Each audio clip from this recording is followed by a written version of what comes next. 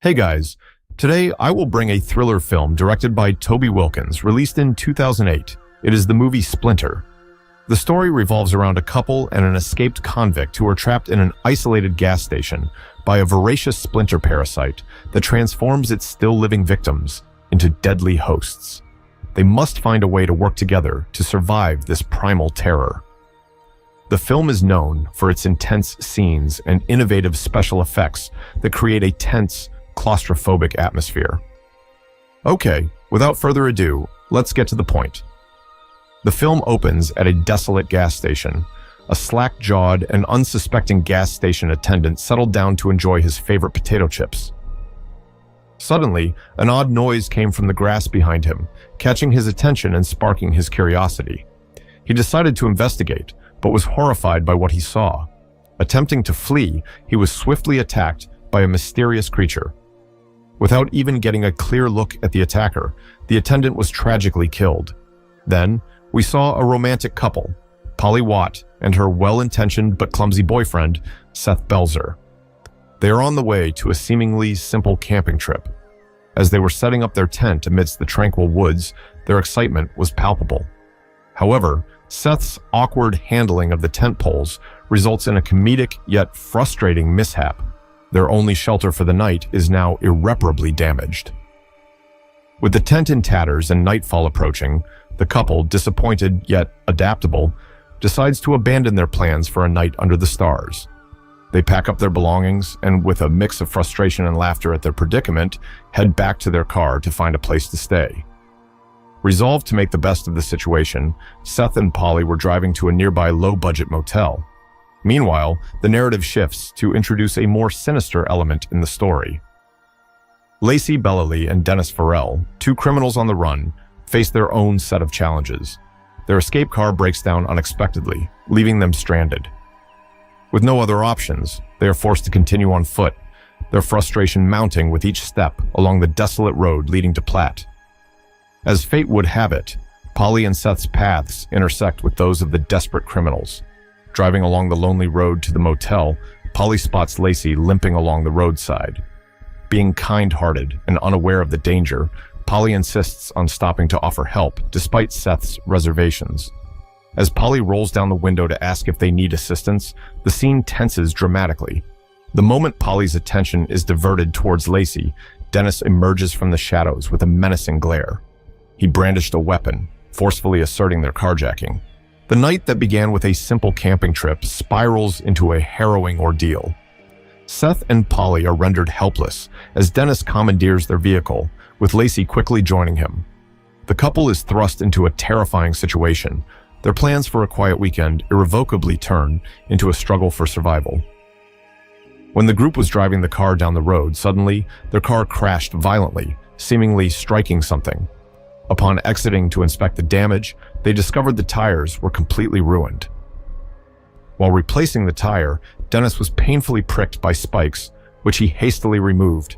Stooping down, he noticed the same spikes blanketing the tires. Following a trail of blood, he and the others encountered the source of their troubles, a bizarre creature coated in spikes. Seth initially mistook the creature for a hedgehog. As a biologist, his interest was piqued, but as he moved closer for a better look, the creature suddenly stirred. Its vitality was astonishing. Without warning, it lunged at Seth. Terrified, Lacey fired several shots before quickly retreating, her panic spreading to the others. In their haste, they drove away, unaware that the spikes on their replaced tires were growing at an alarming rate. It wasn't long before they reached the gas station. Intending to refuel, they noticed the absence of the attendant and found the convenience store deserted. Lacey, needing to use the restroom, found the bathroom door jammed as if blocked by something inside. With some effort, she forced the door open, only to discover a ghastly sight: the body of the gas station worker covered in spikes, who had been killed earlier that day. Terrified, Lacey fled to warn the others. Initially skeptical, Dennis didn't believe her until the spike-covered zombie materialized before them, forcing them to confront the grim reality.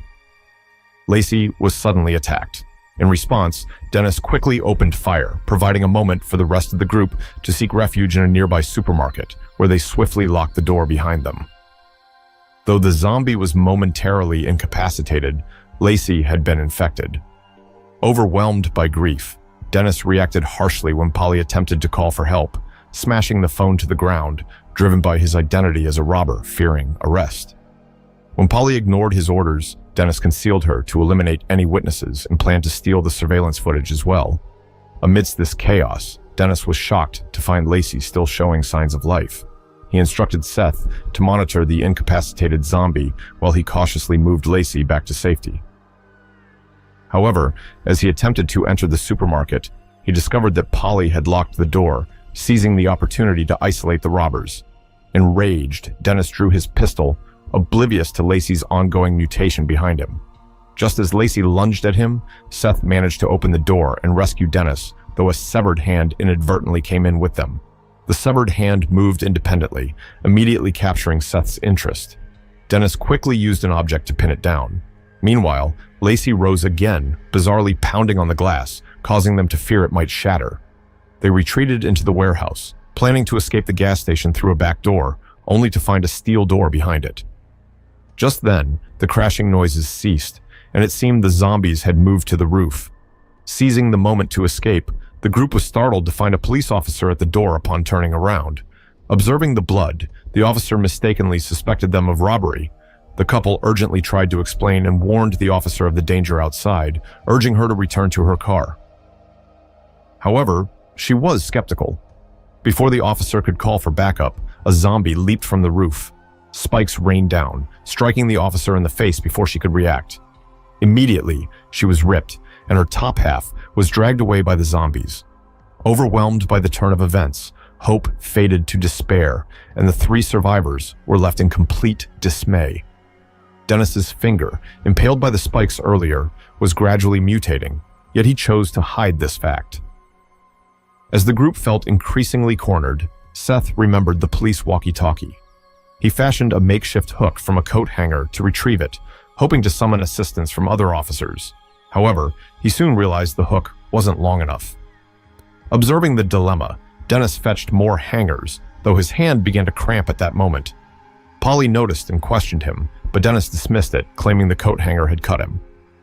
With the additional hangers from Dennis, Seth successfully extended his reach to the walkie-talkie. Just as he was about to secure it, a zombie unpredictably plummeted from above, striking the walkie-talkie's wire. Fortunately, Seth's firm grip prevented it from being lost, though his forceful pull disconnected the device entirely. Suddenly, a zombie's hand smashed through the window. Polly retaliated with a bat, and as their situation became dire, they took refuge. The zombie cleverly split its arm, sending it into the supermarket. Believing the threat had momentarily subsided when the noises ceased, Polly peered out, only to see the severed hand approaching. Frozen with fear, they blocked the entrance with an iron frame. At this critical moment, Dennis emerged from the freezer, urging Polly to enter first. Seth then swiftly kicked the hand out and joined them inside. They thought they were safe, but Dennis's condition worsened, his hand seizing up once more. When they witnessed this, it became clear that Dennis was infected, his hand sprouting spikes and his fingers contorting grotesquely. Dennis's arm twisted a full 360 degrees in excruciating pain, prompting him to realize that amputating his arm was the only way to halt the virus's spread. The two men searched frantically and found only a pocket knife. As he was about to proceed with the grim task, the overwhelming pain caused Dennis to lose consciousness.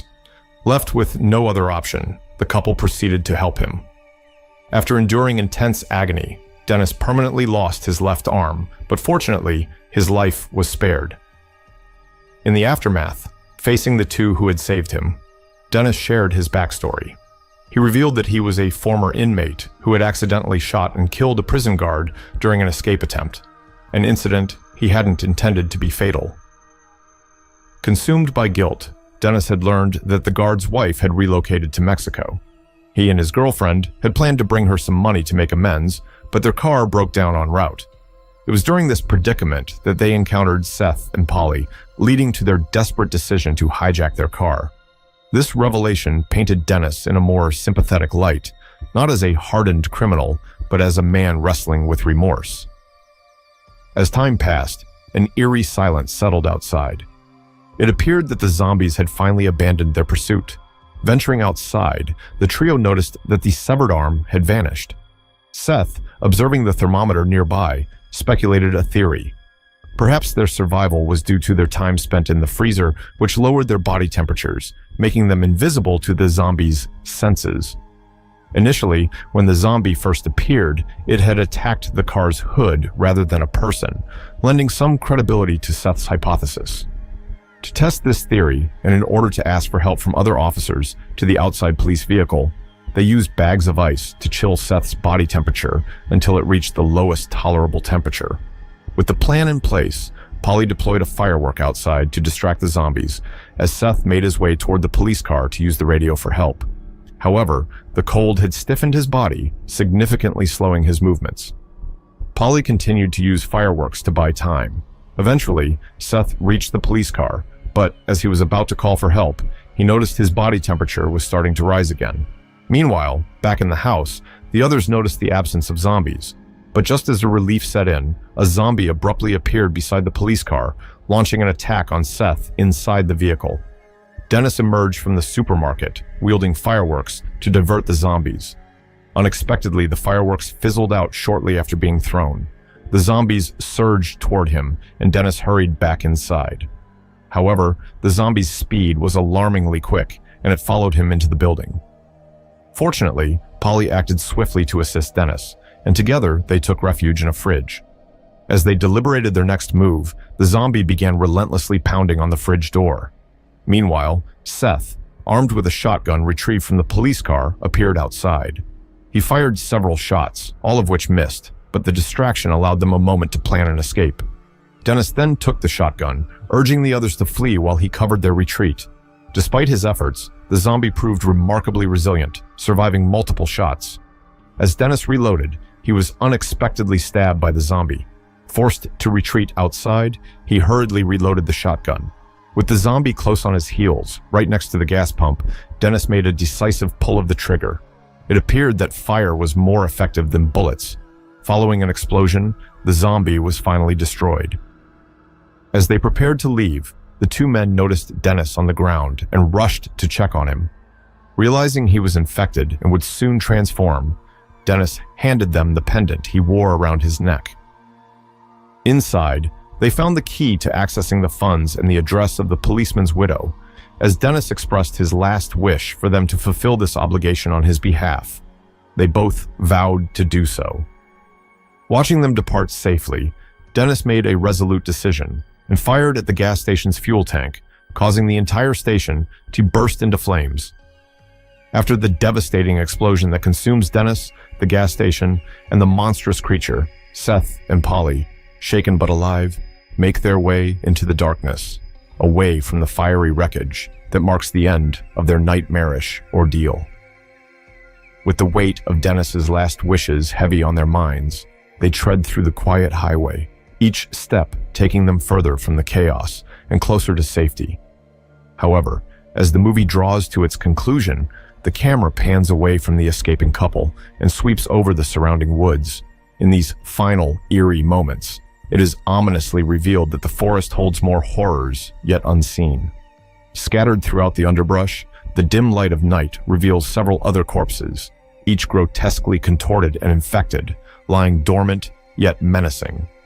This chilling revelation suggests that the threat of the splinter infection is far from over and that the nightmare that began at a small gas station could potentially spread beyond its fiery epicenter. Well, remember to subscribe to my channel for more stories like this. I'll see you next time.